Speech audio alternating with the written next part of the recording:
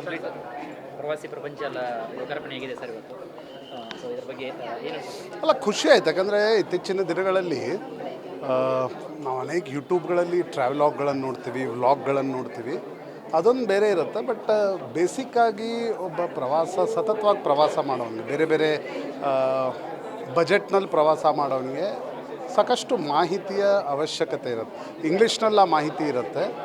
ಆದರೆ ಕನ್ನಡ ಪತ್ರಿಕೆ ಒಂದು ಈ ರೀತಿಯ ಸಮಗ್ರ ಮಾಹಿತಿಯನ್ನು ಕೊಡ್ತಾ ಇರತಕ್ಕಂಥದ್ದು ಒಂದು ಹೊಸ ಪ್ರಯೋಗ.